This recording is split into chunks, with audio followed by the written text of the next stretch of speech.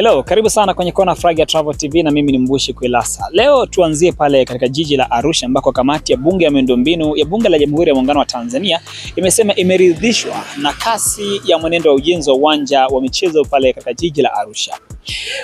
Naibu Waziri wa Habari, Utamaduni, Sanaa na Michezo Hamisi Mwinjuma amesema ujenzi wa uwanja huo utakapokamilika utakuwa na uwezo wa kukaa zaidi ya miaka 130. Je, hii itakuwa ni faida kwa kiasi gani kwa Tanzania na hata vizazi vijavyo kuhusiana na kauli hii? Uwanja huu kama ambavyo nimeshasema utakuwa unaweza kuchukua watu 32,000, uwanja wa kisasa kabisa, pengine kuliko uwanja wowote kwa nchi za Afrika Mashariki na Kati.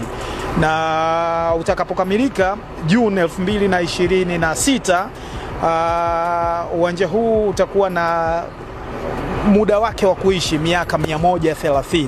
Lakini kutakuwa na marekebisho ya kila baada ya miaka 10, lakini kitu kimoja ambavyo labda vitakuwa na lifespan fupi tutahakikisha vinafanywa marekebisho kwa kadri ambavyo mkandarasi ameelekeza wakati wa kukabidhi uwanja. Ni kama ile ya Benjamin Mkapa ambapo ulikamilika 2007 na viti vyake vilitakiwa lifespan yake ishie 2014, vikae kwa miaka 7, lakini sasa hivi ndo tunavibadilisha.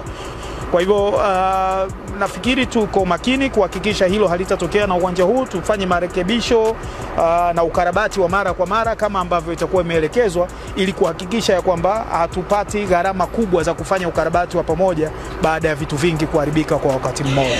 Rais wa shirikisho la soka nchini Tanzania TFF Wallace Karia, ambaye pia ni mjumbe wa kamati ya utendaji wa shirikisho la soka barani Afrika CAF, amesema kwamba yeye kwa sasa atakuwa na nafasi nzuri zaidi ya kuhusika kwenye maamuzi ya moja kwa moja kuhusiana na soka barani Afrika. Mbali na hivyo, pia Karia amesema kwamba wao kama shirikisho la soka Tanzania hawatakubali kumuona mtu yeyote yule akisababisha matatizo kwenye mpira wa Tanzania, akigusia swala la vilabu kugomea baadhi ya mechi kucheza. Kwanza ni kwamba nitakuwepo mimi kwenye vikao vya juu vya maamuzi ya mpira wa nchi hii.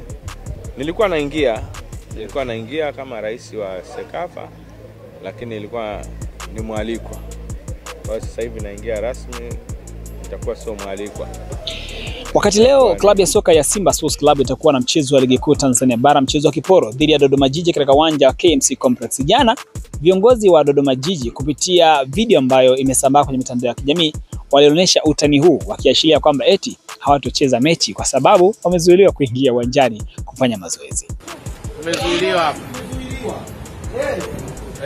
Hakuna mechi kesho, hatuleti timu. Na sisi hatuleti timu kesho. Tumezuiliwa mlangoni na Simba. Kocha unasemaje kwanza kocha? Hatuleti timu kesho. Tunaondoka. Gari yetu leo limejaa mbuzi. Tumekuja na sisi na mbuzi.